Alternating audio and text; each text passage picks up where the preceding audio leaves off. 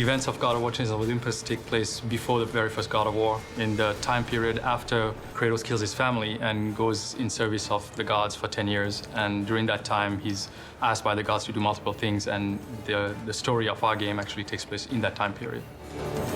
Following in the tradition of previous games in the series, the development team sought to put their personal spin on Greek mythology. I did a ton of research. I'm a bit of a history buff and a mythology buff as well. I found that if you're going to tackle a subject, you have to respect the subject. So we can't just do a facade of Greek architecture. You have to really understand what are the proportions, how big is the base compared to a column and compared to the top of it.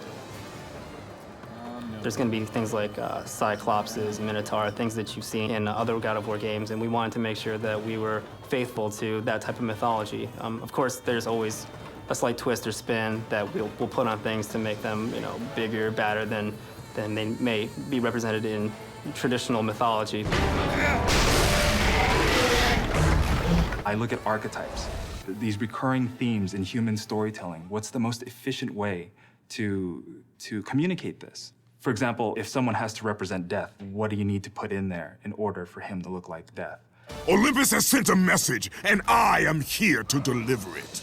And then I give the characters the tools, the proper tools that they need to survive in the environment that they live in. So take this message back to your little gods.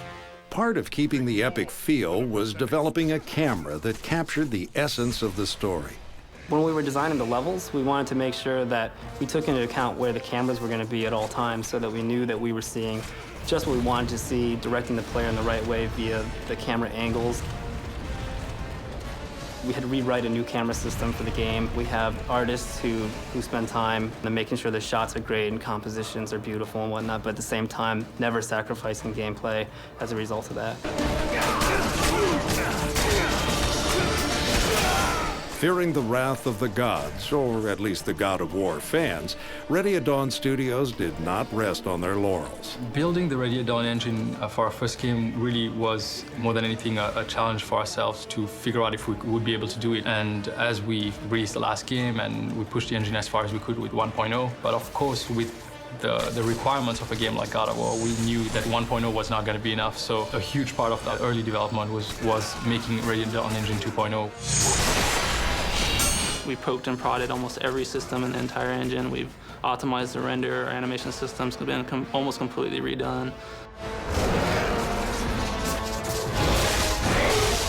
As much as the first one helped us to start on, the foundations of a game, the second one will really show people a few things that this hardware is able to do. And I believe right now, I'm very proud to say that the guys here actually they have pulled off probably what's the best technology on PSP that's available right now.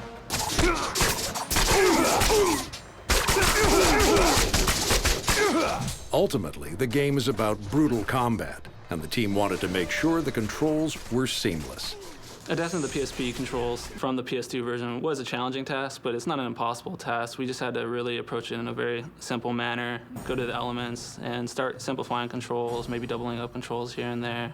For example, dodge went from the analog, which I think would be natural for people to do now, having played 2 God of War games, to being a button combination that at the very first day felt a little awkward, but I think it took us about a week to really play more and more and realize that it came to us naturally. And now sometimes when I play God of War 2 on the PS2, I have a tendency to use that button combination.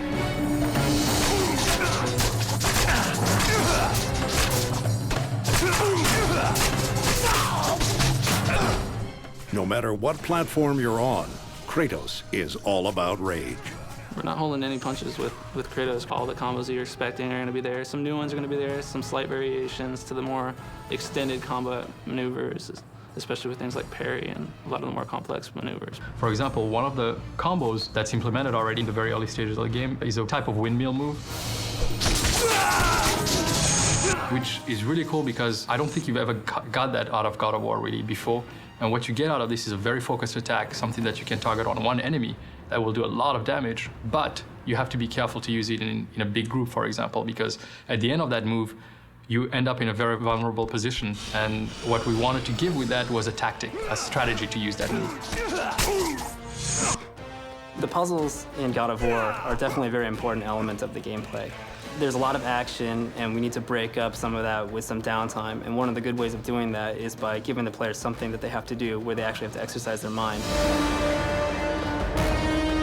We range from simple puzzles where we have something as simple as to be able to progress, you need to pull a switch, but in order to pull a switch, you have all these enemies coming in, so you need to stop the enemies. It turns into a chain of puzzles. In this game, we have some very large, overarching story puzzles that force the player to actually come back and try something over and over again, you know, solving smaller pieces of a much larger whole puzzle. Never before has the brutal power of the gods been available in the palm of your hands. I want to see God of War on the PSP because I'm a God of War fan and I'm a PSP fan, but to really get that power in your hand, to be able to play something on the go with the power of the PSP is something that you can't get with any other portable console. God of War Chains of Olympus is truly an epic game. It's big, we have tons of animation, tons of art, and we really aren't pulling any punches when we do this game. It's going to be just pixel for pixel God of War.